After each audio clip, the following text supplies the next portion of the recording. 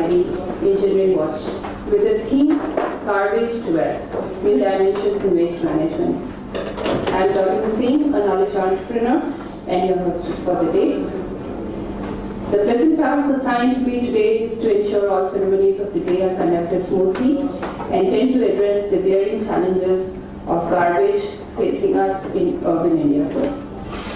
In every challenge, there is a hidden opportunity. It's the opportunity that we would like to explore today through this conclave. How to convert the garbage of today to the wealth of tomorrow.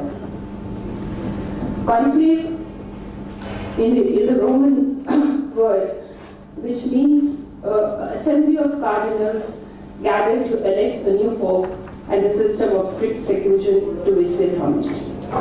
Today we have the representative of all key stakeholders, technologists, mayors, municipal bodies, entrepreneurs, academicians in this room who will deliberate during the course of the day and arrive at a submission that substantiates the theme.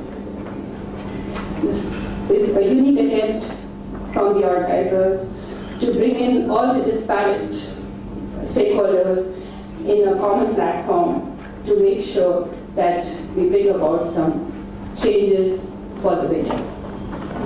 I'm sure all of us look forward to actively participate in the conclave and various deliberation the entire day. I sincerely hope that we are able to culminate these views into a meaningful body of knowledge for all stakeholders to find actionable solutions to the problems and challenges faced by us.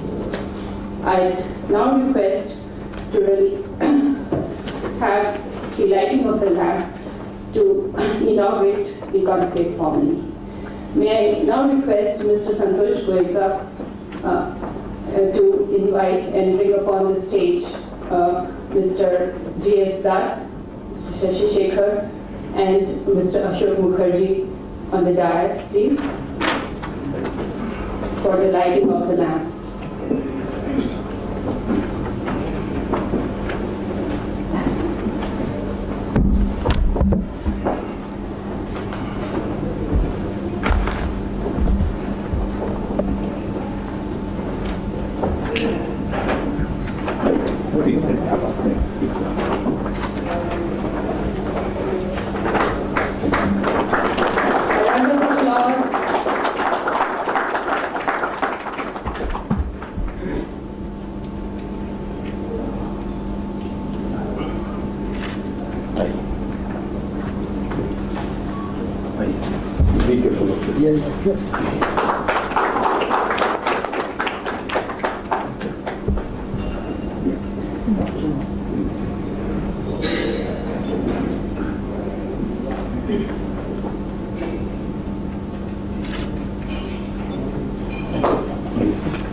Can you all please take the stage, please, so that we can start the inaugural session.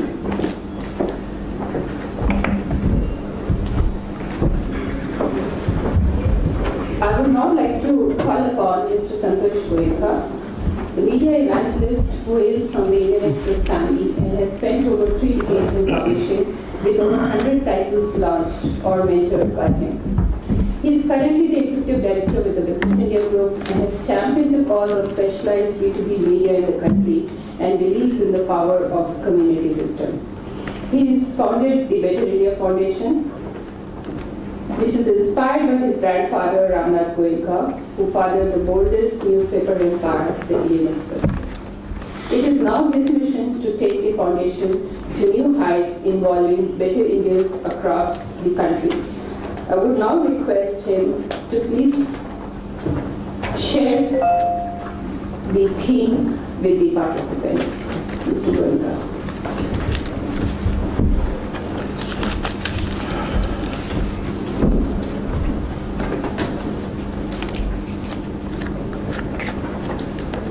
Brothers and sisters, Better India Foundation, inspired by my grandfather, Ramnath Goenka, the soul and the founder of the country's boldest newspaper chain, the Indian Express, has taken up the cause of waste management stakeholders after seeing the tremendous opportunities in the sector. Better India Foundation comprises of people such as you, those infused with the fire and passion to see the potential of this country unleashed in all spheres of life. After having spent over 3 decades in media, of which a good 14 years have gone in nurturing specialized and B2B media in the country, I can safely say that this sector of waste management throws up huge opportunities which can be a win-win for each stakeholder if we work in synergy and collaboration. The theme of the conclave is garbage to wealth, new dimensions in waste management. It is very close to our heart as we wish to build a media platform around the same in the near future, taking the inputs of thought leaders of this vibrant sector. We believe in the potential of this sector and the people behind the good work and innovation that is poised to take shape in coming time. In garbage, we see wealth, and what is thrown in the dumping grounds to rot can be a source of wealth if we take it taken care in the beginning. Several stakeholders and trendsetters will be talking today at the conclave, but time being short, it will only be a representative lot. We need more people to join the bandwagon, chronicle stories of innovation in the sector, be our eyes and ears of all the good work happening. I believe good only begets good. It also makes good economic sense in a world full of skeptics and doomsday prophets. Today, we are assembled as better Indians, people who would not retire till we make things happen. As Archimedes said wisely, give me a place to stand and a lever long enough and I can move the world. Today, our community will take the oath to work hand in hand to create a lever so long to transform the world of waste into the world of wealth. Engineering Watch, led by a team of budding mediapreneurs, will be conducting the event, provoking thoughtful discussion, enabling the best to emerge, and continue the mission that Better India Foundation has embarked upon. BIF will play the role of an enabler organization, a custodian of wealth of learning and wisdom for the community, an advocate of the sector at the grassroots level, using the power of the regional press and specialized media. I say the regional press because the message of waste management has to reach to every region in the country. We are a country which has diverse cultures and diverse languages. We need to use the regional press which has not been used. Better India Foundation will be using that platform, that connectivity which comes over 30 years of ours, and we will contribute to making every citizen in this country aware that if they don't take care of the waste at the grassroots level, nothing can move.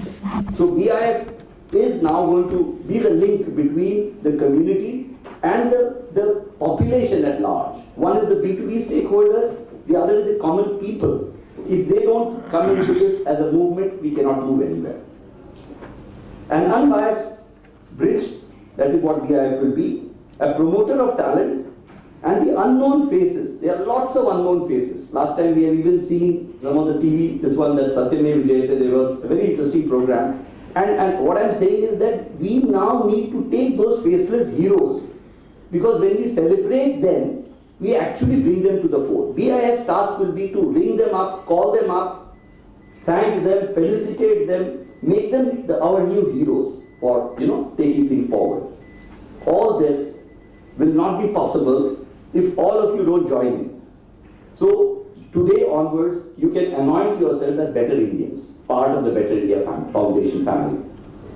Let this not be the first event on the subject. We need to continue the dialogue. So we are not talking of just once, we are talking, we need to be in the present continuous to make our future perfect. I hope you all are there with me, my friends. Thank you.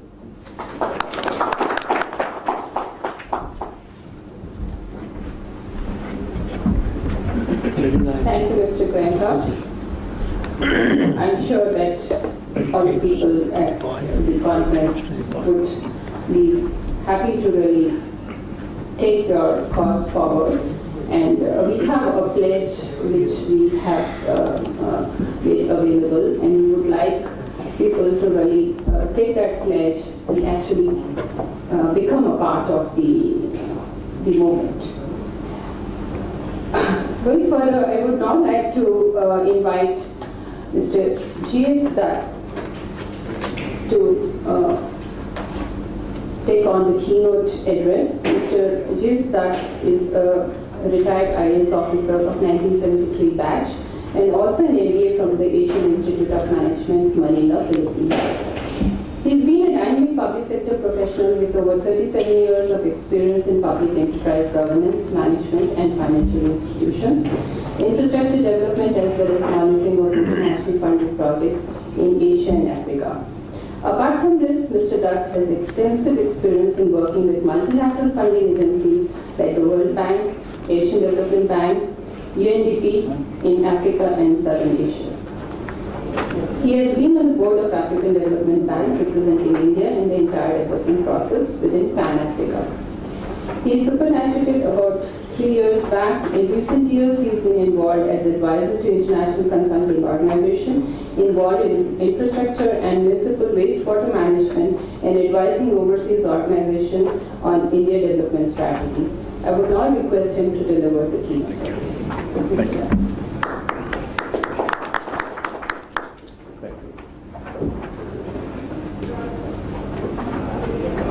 Our chief guest for the day, Shri Sashi Shekhar, Additional Secretary, Ministry of Environment and Forest, Government of India, Mr. Santosh Goenka, the prime mover in the spirit behind the first Global Garbage Conclave and Awards 2014, Mr. Ashok Mukherjee, organizers, supporters of the conclave, sponsors, partners, urban planners, experts, representatives of the NGOs, and the organizations concerned in, involved with MSW, Municipal Solid Waste Management. Ladies and gentlemen, it's my privilege to initiate the thought process, deliberations and views on various facets of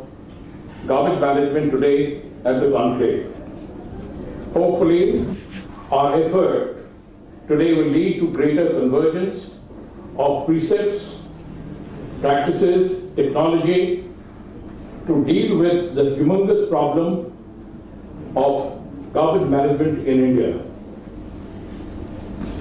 Historically, institutionalized waste management goes back to 1751 London, with Corbin Morris calling for establishment of a municipal authority with waste clearance regulations. And I quote, "As the preservation of health is of great importance, it is proposed that cleaning of the city should be put under one uniform public management and all filth be conveyed by Thames to proper distance in the country." Close quote. In 1846, in United Kingdom, enacted Nuisance Removal and Disease Prevention Act, which was brought in to regulate the waste management. 1875, Public Health Act made it compulsory for every household to deposit weekly waste in movable receptacles, the first concept of dustbin. 1895, New York City became the first city with public sector garbage management. Finally, in 1938, Garwood load packer truck with hydraulic compactor was introduced, replacing open dump trucks pulled by horses. It took the present developed Western countries almost 200 years to traverse that road. India has leapfrogged that distance in less than 50. However, we cannot be complacent and afford to be very sanguine about what is the status in India today. Today, any enlightened Indian who has the time to see our rivers in the streets in our cities will comprehend the magnitude of the problem that is there before us. The urgency to preserve our ecology and environment cannot be delayed any further. What distinguishes the Indian garbage management scenario is from the others and the developed countries is a huge increase in volume and complexity of content of garbage. Municipal, industrial, biomedical, e-waste all have to be treated differently with its own fundamentals. Higher GDP relates and translates into high garbage. Garbage in India today has far greater toxic content and chemicals, which should be a prime concern for all. India in particular faces a huge dilemma on several counts today. Being a tropical country, our garbage degenerates quickly with consequential effects on health and hygiene. Quantity-wise, solid waste is as low as 50 to 100 grams per head per day in tribal areas to as high as 500 to 700 grams in the metropolitan cities and urban areas. Quality-wise, generally rural area garbage is degradable, while urban area garbage is non-biodegradable. Greater the disposable income or prosperity, greater is the churning of garbage, more as we shift our lifestyles from the traditional living to a more urban, modern way of life and habits. In India today, we have to approach the problem of garbage management with a philosophy and belief. Nothing is of waste. Everything has value. Our garbage management motto should be organic or inorganic waste material produced out of households and commercial activities that have lost their value in the eyes of the first owner must be of great value to somebody else. Traditionally, the approach has been out of sight disposal. We see the dumps, the garbage dumps right across our cities, which is a testimony to that, which has immense problem as far as health hazard is concerned. Pollution of soil, water, air and food is concerned. It translates into unpleasant surroundings, loss of precious resources for which we again mine, explore and deplete and degrade our natural resources and natural habitat. Hence, only way forward is management of solid waste involving segregation and scientific recycling of all components, which also ensures economic return to support and sustain the process. Basic principles of solid waste management should be reduce, reuse, recycle. Segregate at the source. Different types of solid waste needs to be treated differently. Treatment at the nearest point, this is key. Household to immediately relate to the community space being the ideal location for initial processing of waste based on self-motivation, self-operated and self-sustained. A total sanitation campaign is called for by the nation. We should be on the par. The campaign that we have seen, like eradication of polio and HIV, and the public awareness that has been created.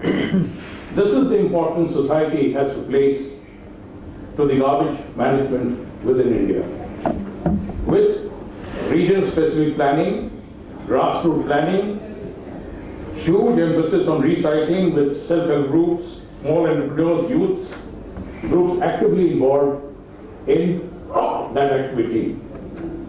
The total sanitation campaign cannot succeed without intensive and extensive public awareness, which needs a complete sea change for the better in the people's habit, which today is mostly unhygienic and detrimental to the health of the community. Our motherland today is protected by our armed forces from intrusion, but what about the constituents of our land? Air, water, earth. Our flora, fauna is in great danger and gasping for life due to chaotic and unplanned garbage management. Let us wish and hope that Better India Foundation initiative today leads to a more systematic, pragmatic and sustainable garbage management institutionalized system within India. Thank you very much.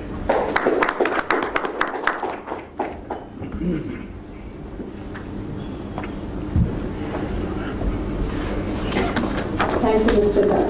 It was a very detailed keynote, specifying, covering almost all the aspects which we need to take care. I would now like to invite Mr. Ashok Mukherjee and the entire team to release the knowledge paper that we created by A Square H for this particular conference. To introduce Mr. Ashok Mukherjee, he has over 45 years of experience working across diversified sectors which include infrastructure, transportation, housing, high-tech buildings, ports, and marine engineering. He has worked in various countries including India, Sultanate of Oman, Yemen, Vietnam, different African countries, Canada, and United Kingdom. As a founder and managing director of Leah Associates South Asia Private Limited, a subsidiary of premier Canadian consulting firm Leah International. He has been responsible in building a world-class consulting firm which has delivered large infrastructure projects over the last 20 years. He is also the chairman of the Canadian Chamber of Commerce from 2003 to 2006.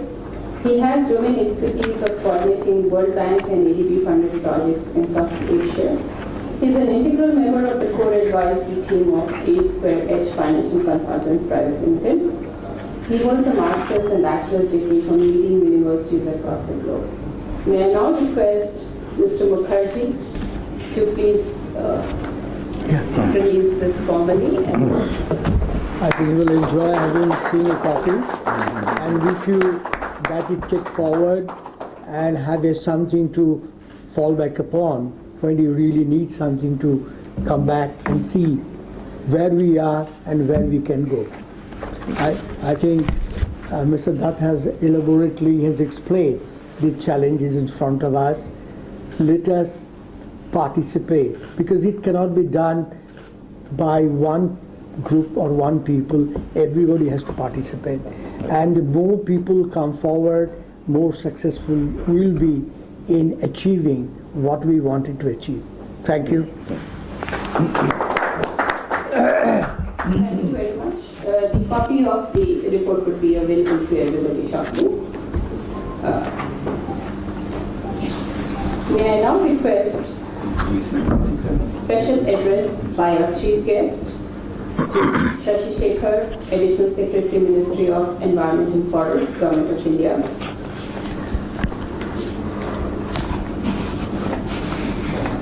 Mr. Shashi Shekhar is a 1981 batch IS officer of Tamil Nadu cadre. Currently, as an Additional Secretary, Ministry of Environment and Forest, which plays a crucial role in policy and strategy formulation of government as concerned to solid waste management and its disposal. In the past, he has been the Managing Director of Mineral Development Corporation, Transport Development Corporation, and has also worked for over 10 years in the Power Ministry, the Government of India. In Tamil Nadu, he has been the Director General of the Bureau of Energy Efficiency, MD of Tamil Nadu Urban Development Fund. In his tenure, he has funded municipal infrastructure of the state, which has brought about quantum improvement and solid waste management within the state. I would now request him to please deliver.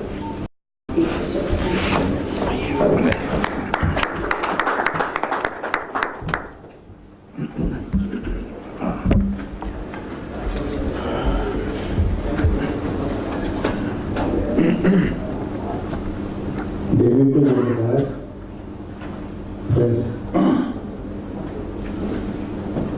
I'm sure most of you would have seen the last Sunday program of Amir Khan called Satyamir Jayate, which was on municipal service.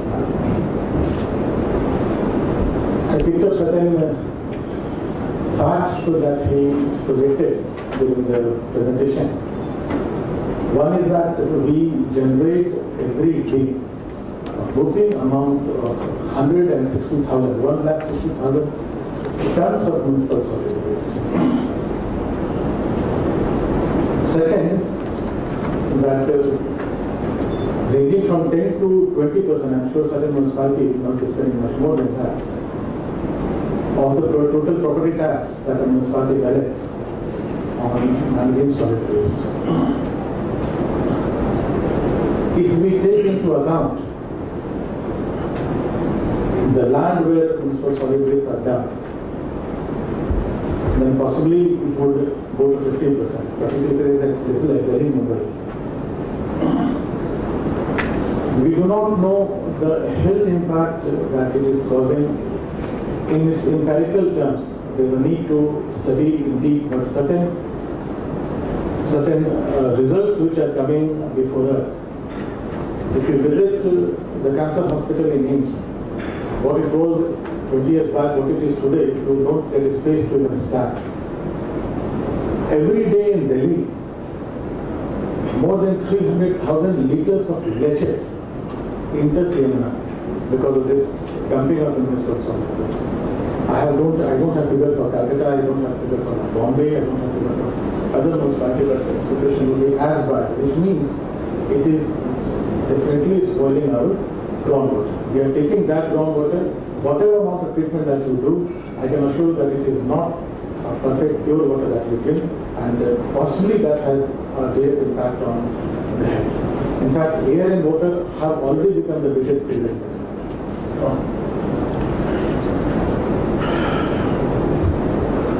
He also talked about certain solutions.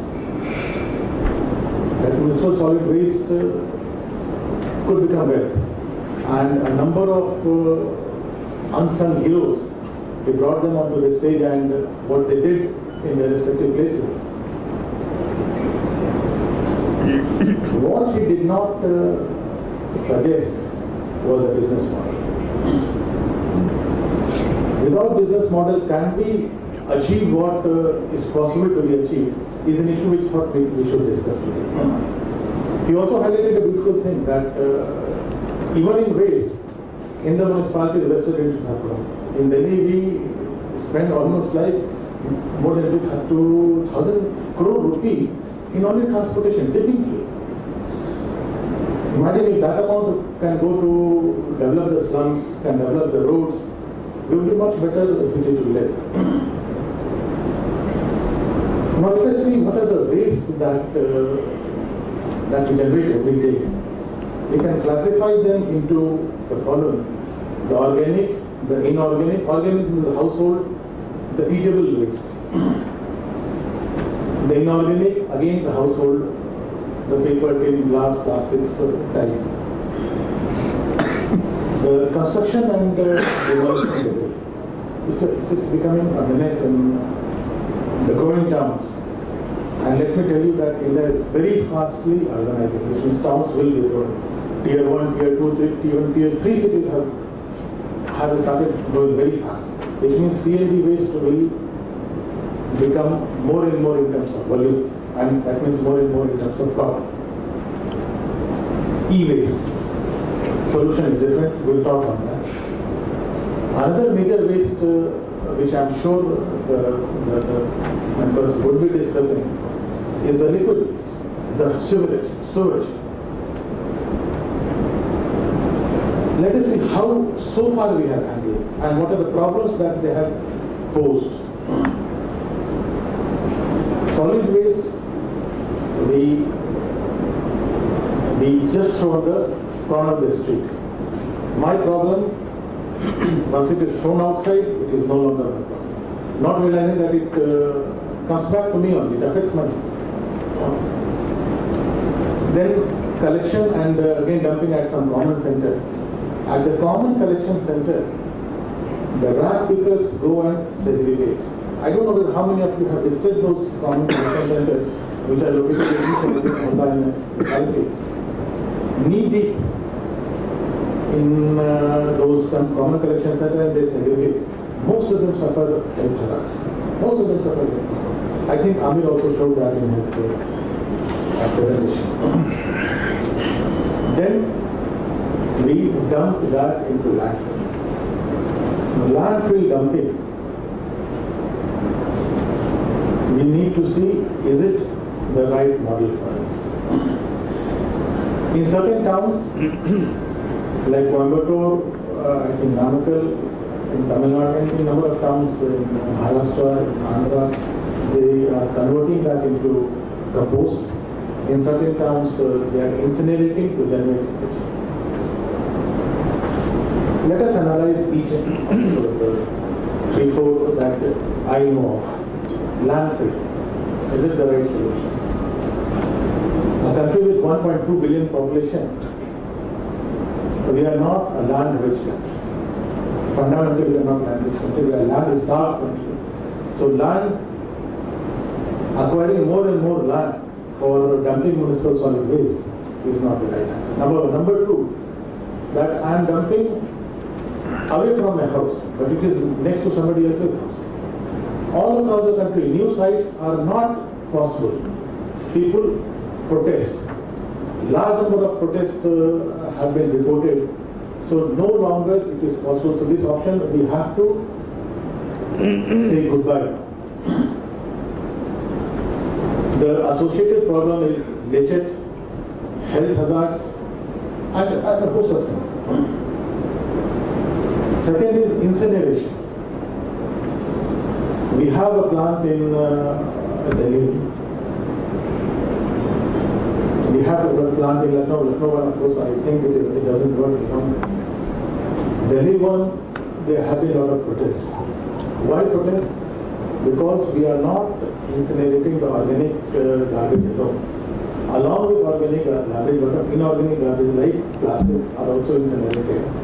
Plastic incineration results in releases dioxin and phenol, which are carcinogenic, and that's why the protest.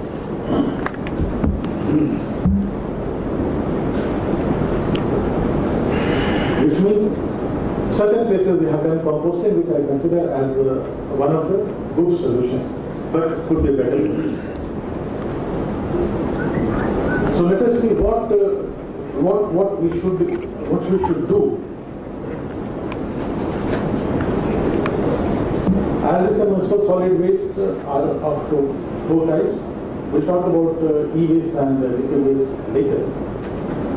So I'll confine myself to organic waste which we generate in the household and from those sabji bazars, sabji markets, fruit markets. Second is the inorganic waste which are paper, tins, plastic, glasses, etc. Third is C&D waste. E-waste as well. If we fill together landfill, no answer, no solution, no business model. So the vested interests only make money in the process. If we set up incineration, you have problems. The air quality around, because of incineration of plastic, air quality around is not good. It in fact releases phenol and dioxin, as we said. So that model also is not the appropriate model. I'm not saying that's a bad model, but it's not an appropriate model. Third is the CND waste. Let us see whether this municipal solid waste, are they amenable to business model where can business be generated? If business gets generated, profitable business gets generated, then definitely it is possible to manage municipal solid waste without any serious problem. Let us see how it is possible. Fundamentally, municipal solid waste needs to be segregated at the household. Unless we segregate municipal solid waste at the household in two different baskets, one is organic, another is inorganic, I can tell you with a fair amount of certainty that no business model will. No business model will. So first and foremost is that we need to segregate the household garbage into organic and inorganic, keep it separate. Amir Khan also said the same. In fact, he asked all of us to take place that whether the municipality comes and collects in one dustbin, but you must segregate and keep it in a segregated. If it is segregated, then let us see what are the streams that can be built upon that. If you keep it segregated in the household into organic and inorganic, the rag pickers who right now go and segregate the municipal garbage at the common dumping place, he can come and collect garbage from your house and you can pay him 20 rupees per month. He can manage about 200 to 300 households a day, which means in a month he can get something like 4,000 to 6,000 rupees depending on how much he can pay. We tried this model in Tamil Nadu. It was successful in certain towns. One town which I can vouch for is Uti, where I was a district collector. It worked. Whether it is still working or not, I left Uti about it. Of course, there was a negative perverse. There was a perverse incentive, but then it worked. So it is possible to make that work, that you keep it collected in your, segregated in a house. Somebody can come and collect, a applicant, you pay him some amount. 20 rupees is a very small amount per month, and I think all of us can work. He eats out a decent living. Today his living is wretched, is inhuman condition. Allow him to sell the inorganic waste to the body, because there the segregation takes place and they go to different recycling places. He can earn about another 1,000 rupees a month. So he would earn a decent living. So one part is handled, that is the inorganic one. Let us see the organic one, which is the most important and which causes more problem. The organic one, if organic garbages are collected from individual household and it goes in that stream to processing, then it is very much possible to process into different products. One product which I would like to talk about more, particularly for major towns, is not incineration, but biomethanation. Why I talk about biomethanation? Because it would generate two revenue streams. One, when you biomethanation, then you get methane. To capture methane, convert either into electricity or into cylinder and run the city transport services. You have pollution loads will automatically come down in the town. The waste left out is a good fertilizer. Pack it and send it back to the villages. We are, with excessive use of fertilizer after green revolution, our lands are becoming infertile. So there is a need to push back the green matter which comes from the villages back to the villages to improve our land, and I think that would be a sustainable model in the overall context. You have to see not only a small business but a bigger business model like this. Now you generate two revenue streams from the organic waste in the city. What is the input cost? 20 rupees I am paying, so there is no input cost to the project proponent. The only input cost for him is to, from the common center, transportation of municipal organic waste from common center to the processing places. But then he generates huge amount of revenue. So the input cost would be far lower than the output cost or output amount. So it becomes a business model and we need to promote this. Why we are not promoting this, I have no answer. Possibly the mayor who has come here, she would tell us better than anybody, but what we heard that day on last Sunday, it looks like a huge amount of vessel interest that have grown and we are not doing it. This solution would need to be developed or at least major municipality where the amount of garbage is big enough to be converted to biomenization process, generate methane, pack that into cylinder for transportation or convert into electricity, whatever that is possible. And the fertilizer which is excess, the compost which is excellent compost can go back to the villages. A small municipality, my understanding is that better to convert that into compost. We have tried that in Tamil Nadu, has been successful, but the problem that it encountered, who would sell that? We tried with the fertilizer companies. All the fertilizer companies have reached right up to the villages. They have depots in the villages. They said that you must sell this also. In certain places, I believe even high courts have ordered them to do that. Government have ordered them to do that, but they are reluctant. It must be made mandatory to them. If you are selling 2 bags of chemical fertilizer, you must sell 1 bag of this. Because you are spoiling land, so you have a duty to improve the land, and this is the only way you can do that.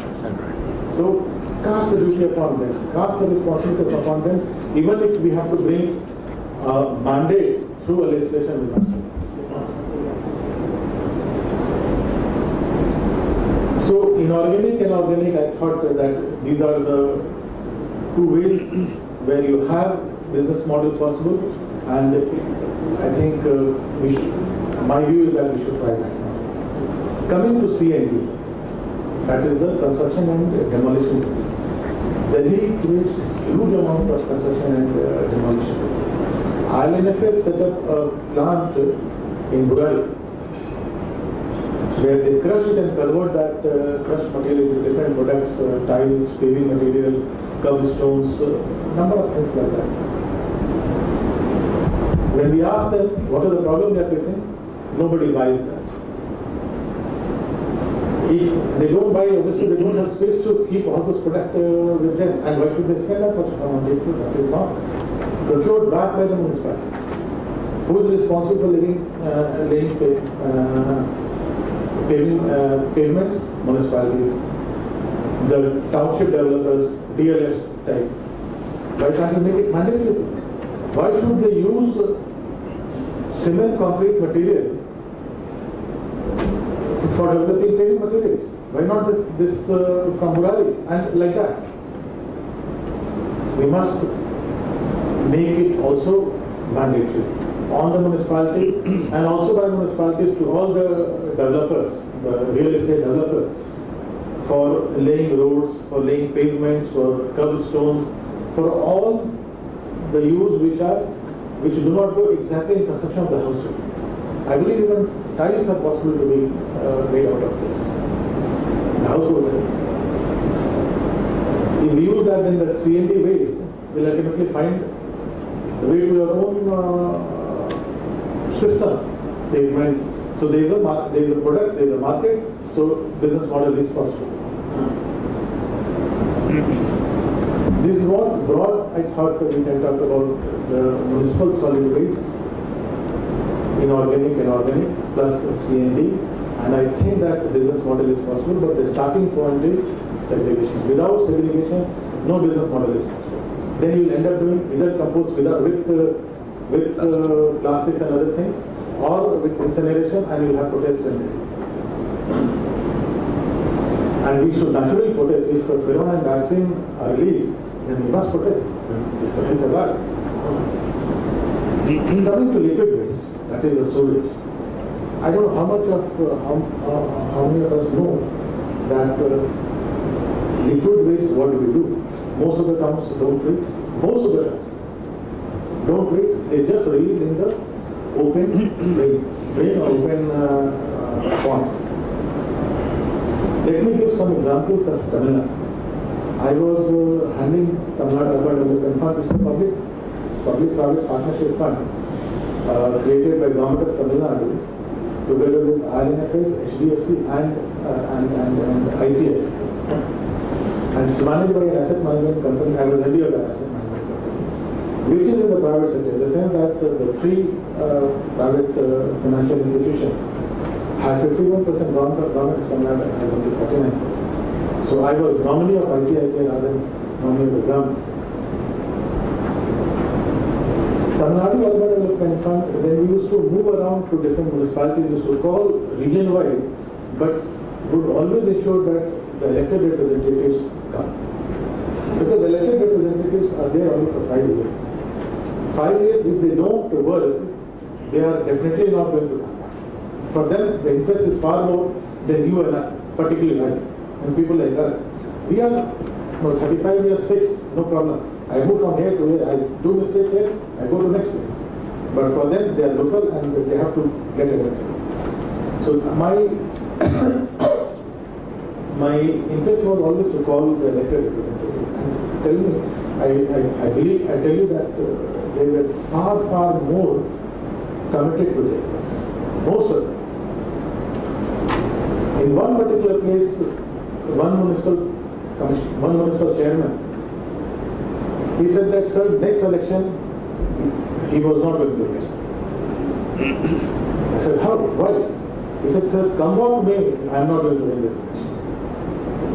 Then he took out a bottle of water and showed us that this is the color of water that we supply to the people, which was yellowish color.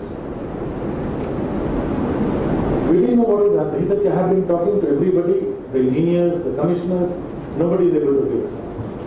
Why we get yellowish color? It didn't require long to understand. No, you release untreated water into the ponds, into the open drainage. This goes down, percolate down, and it spoils your pond. We get only 30 to 35 days of rainfall in this country. And that rainfall must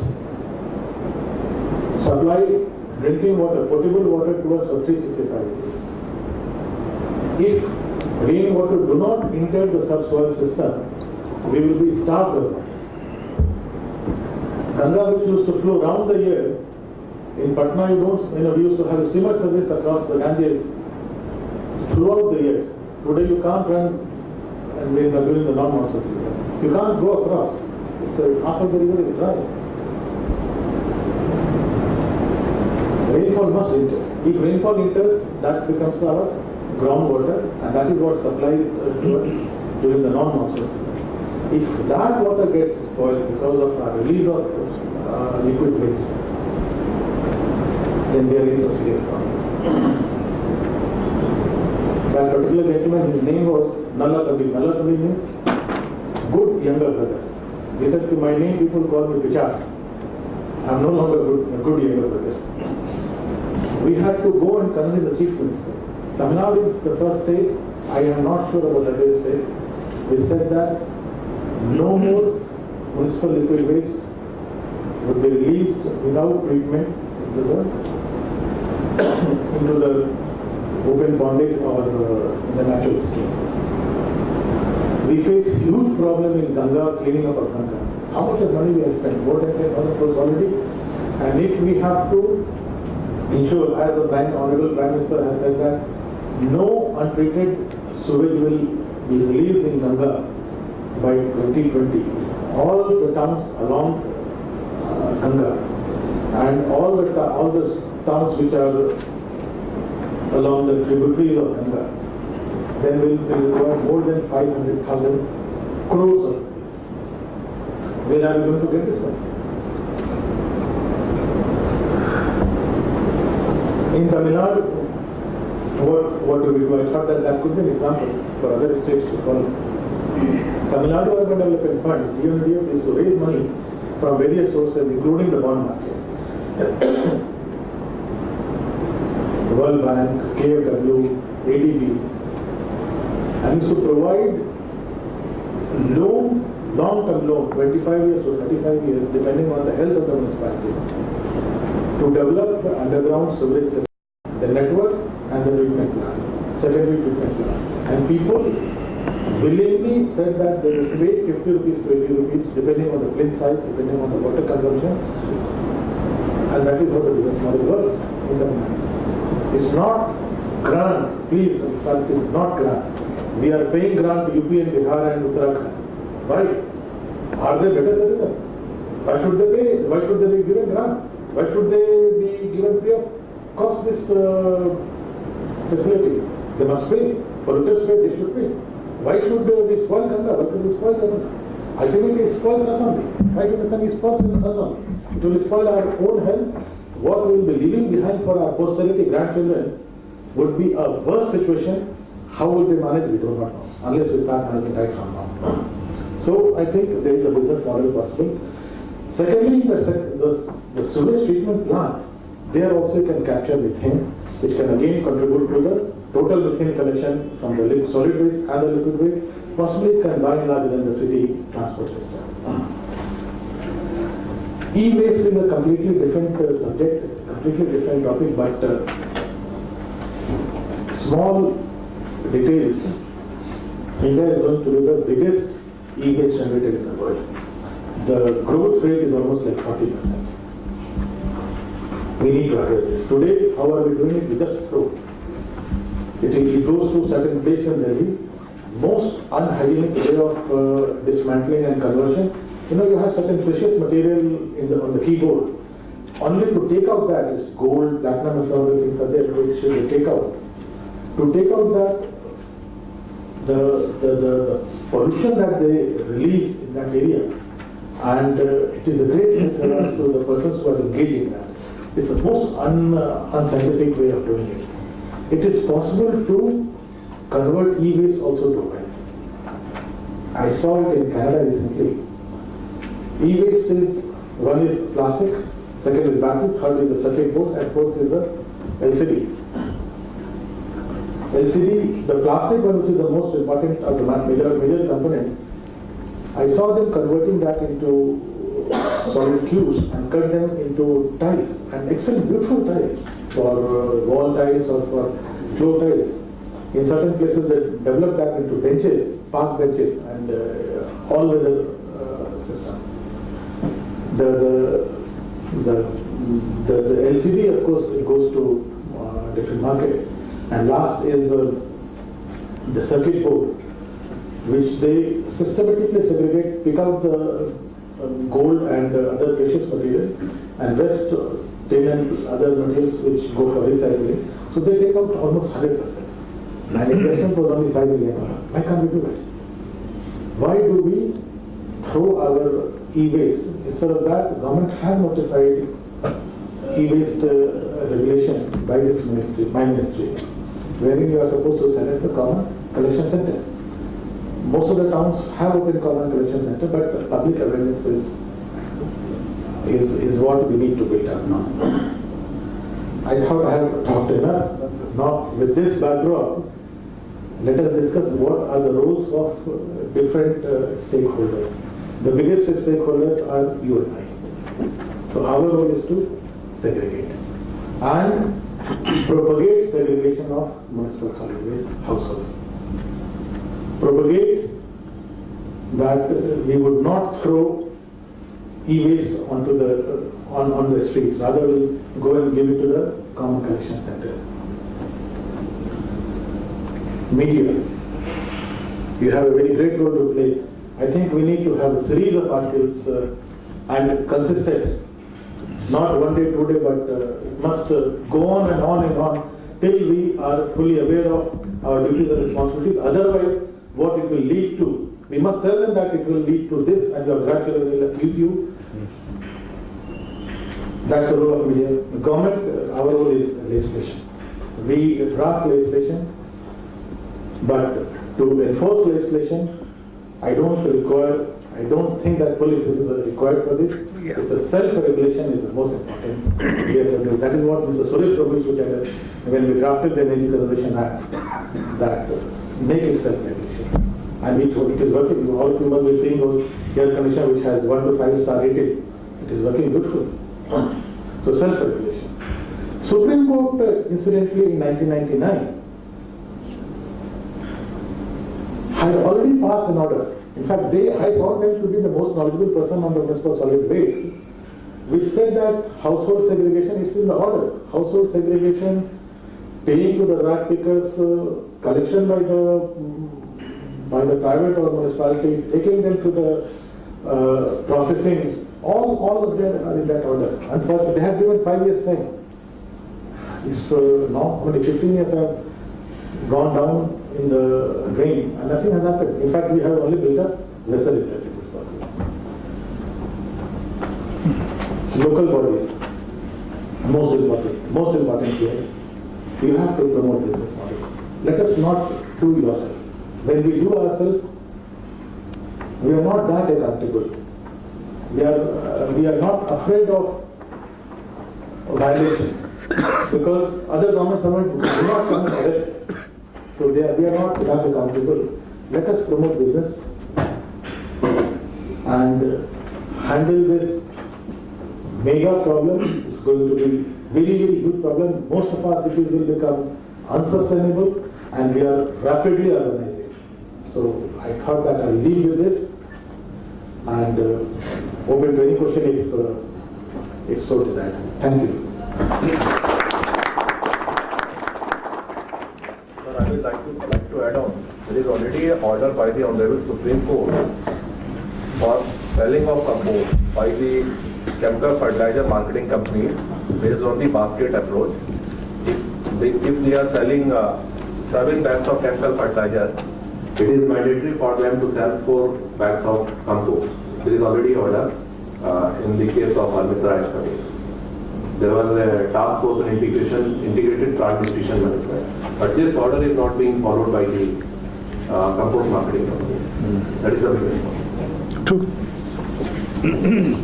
In fact, I will take this opportunity to really invite some questions to the panel because we have some very, very distinguished panel in which we can have 5-10 minutes if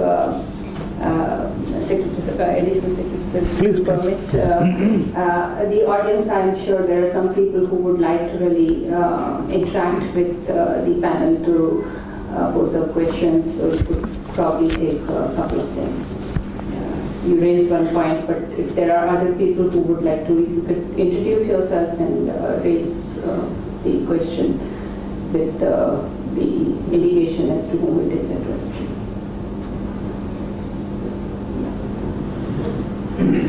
Hi, good morning. My name is Dr. Shankar Goenka. Sir, you talked about business model. And I really could see a big opportunity out of it. But how do you feel that we can take it forward and create? Like, is there examples in the country someone is doing it, or like you can, or maybe with this forum, like I think something if something is there, because I do a lot of work with entrepreneurship, I do trainings because I'm a training on brain and thinking, so I do a lot of speech on entrepreneurship. So with something like this, I can talk to students at different part of the country and get it promoted because this makes so much of sense to our nation. Business model have been promoted like Delhi, that Okhla plant is out of a business model only. Coimbatore composting plant is sort of a business model, it's a PPP. Business models have been promoted, but fundamental thing that we have not done, I am sure when our mayor talks here, the role of local body in ensuring that household level segregation takes place, and second that instead of they handling municipal solid waste, they'll get it handled through business model, then market gets created. And that is how it should be done. So any amount of order by the Supreme Court or any notification by us, in fact we are going to change the earlier notification on municipal solid waste to a revised one, and we would like to introduce all this what I have spoken and urge the municipalities to promote business model and business on the waste. If 10% of the municipalities do it, tomorrow there'll be 50%. Then that's how we grow. In fact, in one place somebody said that if I pay 20 rupee, will everybody pay 20 rupee? Yes. First start paying 20 rupee. Let all the mohalla which is organized mohalla, not the slum. If they start doing it, 80% of the problem is solved. Then our problem is only 20%. Ask her, she'll say 20% is a minuscule problem for us. 80% you take care. Then I have no problem.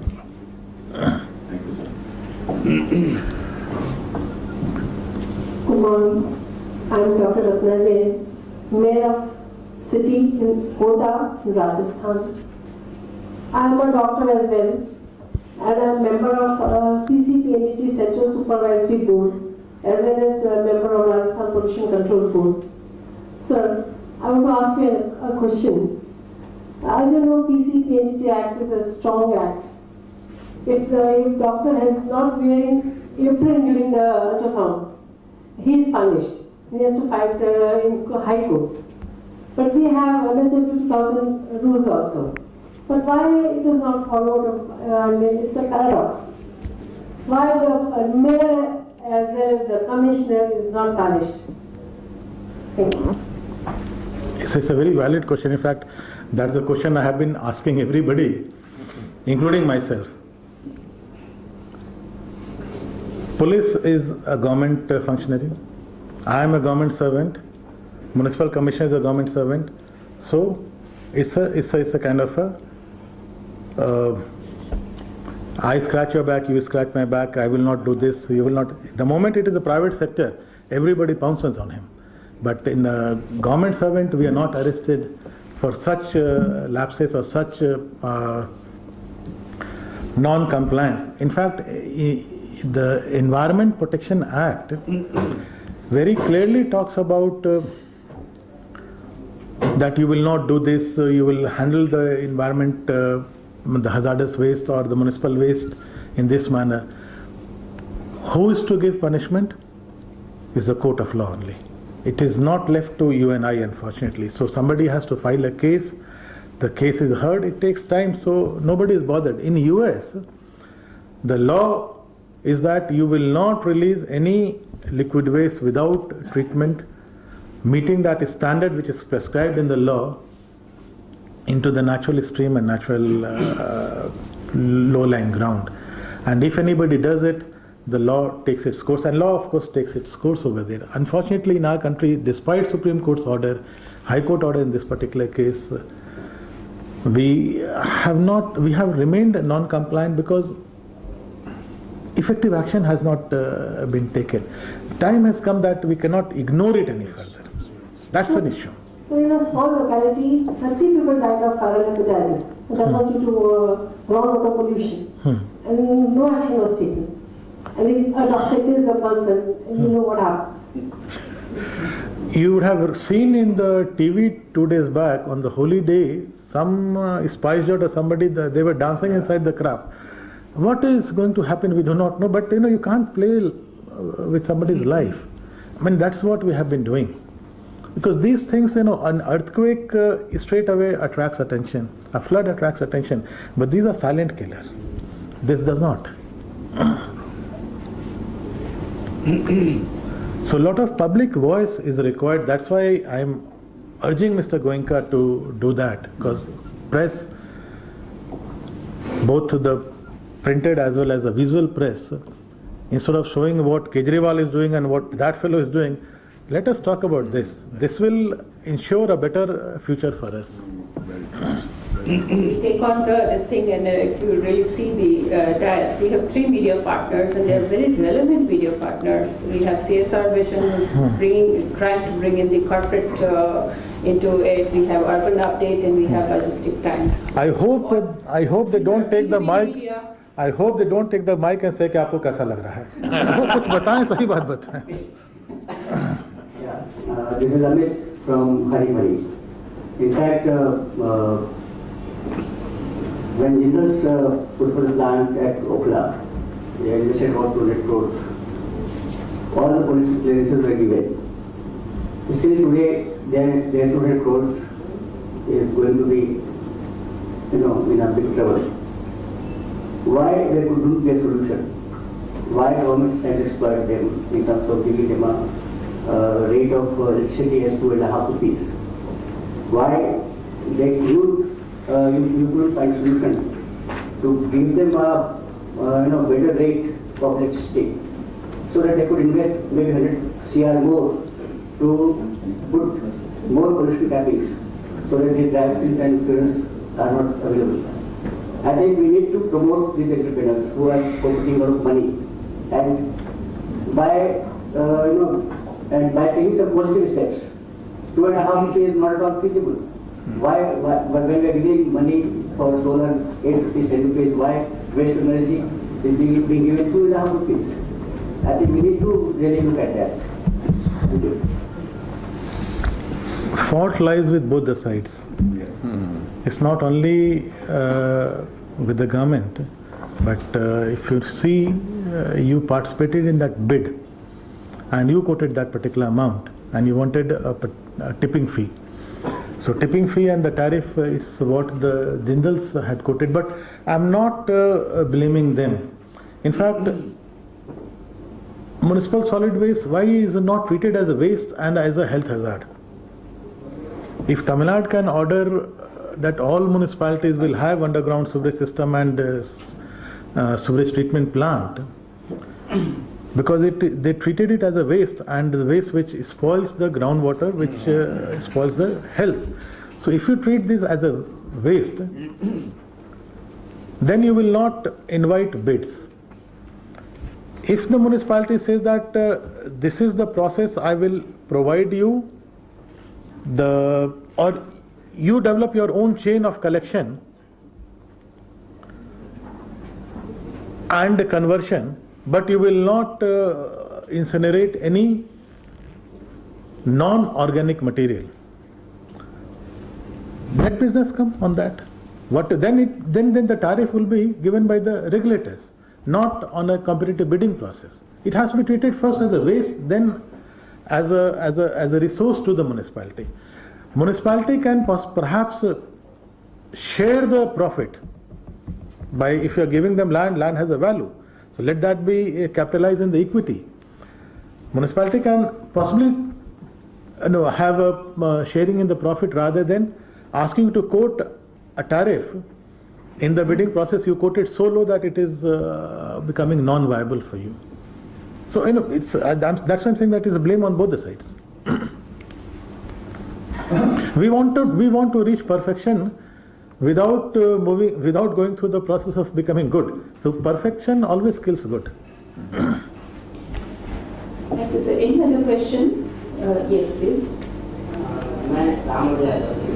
थोड़ा सा mic अपना पास। Ram Yadav, advocate supreme court. Basically मैं उत्तर प्रदेश से हूँ जी। और sir मेरा आपसे सवाल एक सिंपल सा था कि मैं बहुत सारे जैसे इन्वायरमेंट डिपार्टमेंट है और कई जगहों पे अदर कंपनियों के काम से भी हम लोग जाते रहते हैं, तो मैंने देखा कि प्राइवेट सेक्टर के बहुत सारे लोग अच्छे काम करना चाहते हैं और करने की कोशिश भी करते हैं, पर जब हम मिनिस्ट्री में या किसी लोकल बॉडी में जाते हैं तो वहाँ पे बहुत सारे ऐसे ऑब्जेक्शन लगाए जाते हैं जो ऑब्जेक्शन होने की जरूरत नहीं होती। तो मेरा था कि अगर मिनिस्ट्री लेवल पे इस तरह का कोई प्रयास होता जिससे प्राइवेट सेक्टर इन चीजों के लिए बेहतर और प्रोत्साहित होते और आते तो ज्यादा अच्छा होता। बस एक छोटा सवाल था कि उसके लेवल पे, मिनिस्ट्री के लेवल पे अगर कुछ आप बेहतर कर सके तो अच्छा होगा। बस इतना सा सिंपल सवाल।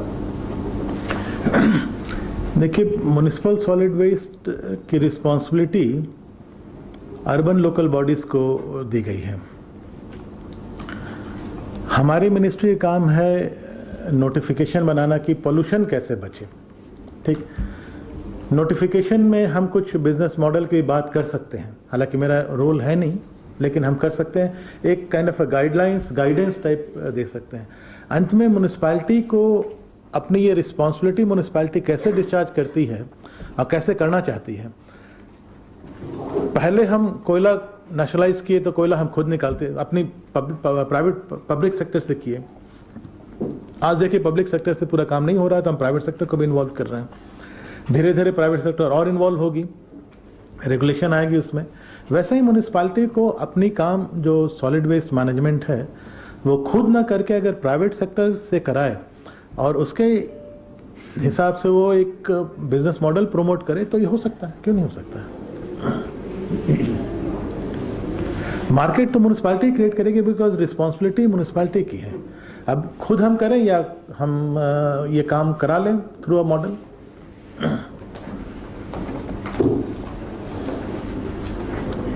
So with that, I'd like to thank the panel for the wonderful inaugural session. The girl wanted to ask. There's some other question? Sorry.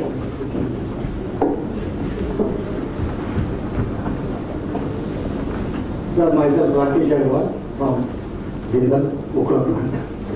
So it was discussion on that, so let me come back on this. So your point is very valid that until there is a business model, I mean this sector is primarily suffering because of that. There is no doubt about this. And unfortunately, what happened, the business model which earlier were conceived with MSW rules and composting and all those things, perhaps were not sustainable. I mean, there is a fact.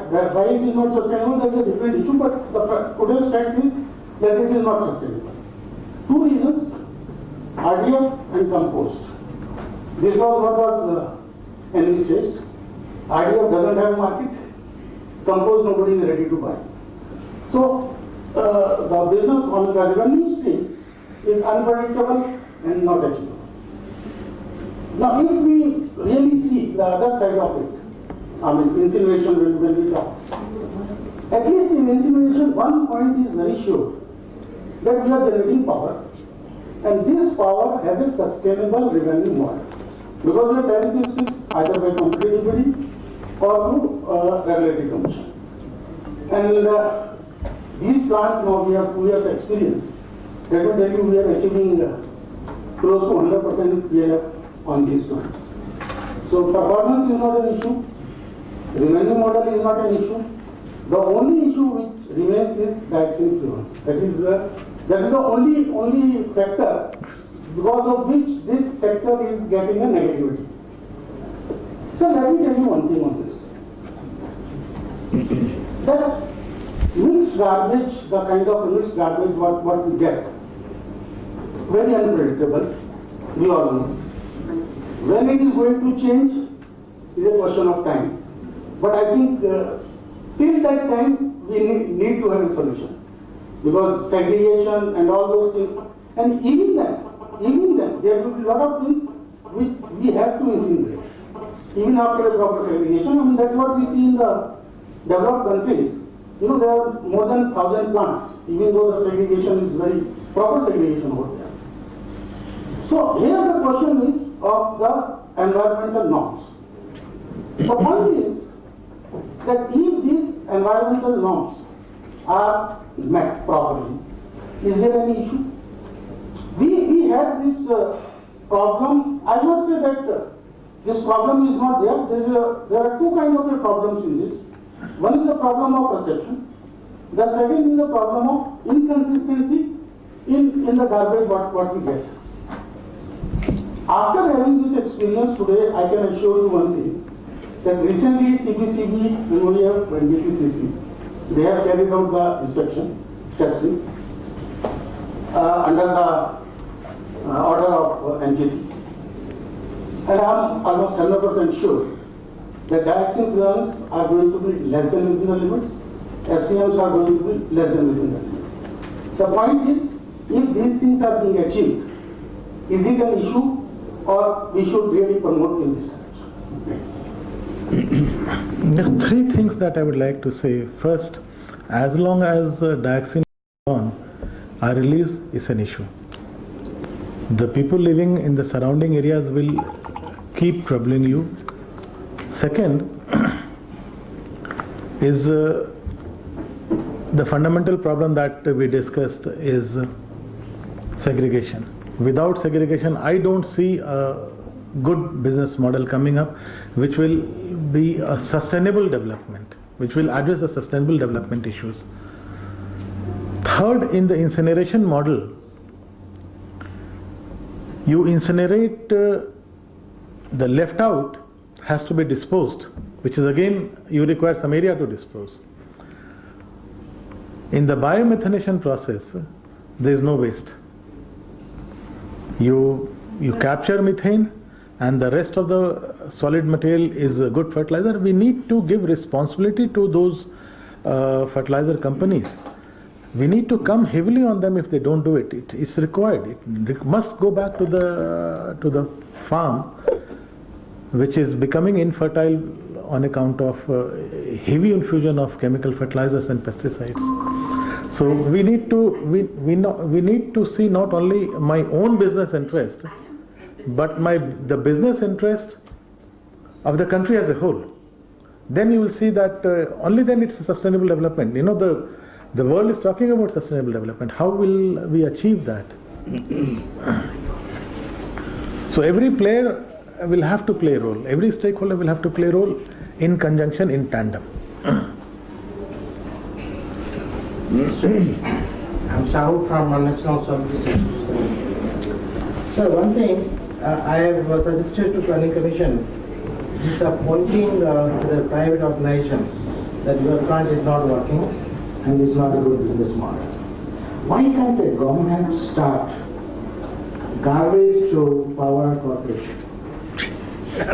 Like any other, you know, you are NTPC or so many corporations there. Why can't you start a demonstration business model by the government? Because what I'm trying to say, you know, if the government should get the feel of it. When the government gets the feel of it, will understand what is the grassroots level problem, what is the other problem, there's so many problems, so many factors are there. Once which is successful, then you can pass it to the private organization. That would definitely work. And fortunately, Planning Commission has accepted my suggestion. That's one thing. And I also argued in the Planning Commission, the 200 crores they have kept as this thing, some grant to the whole country for incineration. Only 200 crores. It's peanut for incineration. If really, and they should be understood, what is incineration? You know, you must have seen all over the world. Incineration itself is big industry. It's a big industry. One incineration is big industry. And now what I see in India is just a furnace. It's not incineration. The difference between incineration and furnace is, as you rightly say, the flue gas cleaning system. The flue gas cleaning system itself is the heart of the incineration, which is very, very costly. It's very expensive. We can't, really India should afford to do that. Incineration is not going to cost one incineration not less than 1,000 crores for even 100 tons per day. So that's how let government feel the implication, the difficulties of incineration. Then I think demonstration plant is a must. That's what one suggestion I've given. Fortunately, Dr. Infrastructure Chairman of Planning Commission, he accepted my suggestion. That's one. Number two, what I feel, in that rule, unfortunately, I drafted the MSW 2000 rule to CPC submitted in 96, and now the 2013 has come to modify it, and now you are insisting about the incineration again there. I'm not talking against it. No, I know, but in the 2000 it is come. But it is not only incineration. See, there are so many processes. You rightly say biomethanation is very good, and we are not practicing this. Not only biomethanation, there are biomethanation, there is gasification, there is pyrolysis, there are so many processes are there. So unless and until we combine all the processes for the particular municipality, it's not going to work. We cannot say that only this process will work or this process will not. So we have to have a combination of all the processes, depending on the load of the garbage, depending on the geographical location, depending on the cost and everything. That's what I feel. I think there is another point, there is a lacking in the rule, that punishment. Suppose this is not complied by the municipality. So we should punish. What should be punishment? Unless there is punishment, I think we are not going to. That's what I will teach. Thank you very much for your suggestion, and I think we'll have to call a close and move on to the next session. I thank all the panelists here to be the respond to all the queries. And if there are any more queries left, you could please address it to us and we will have it forwarded. Thank you very much, all of you. And I'd like to call upon the next panel for a big round of applause. Thank you, Shekharji. It was very knowledgeable kind of a discussion. Yeah?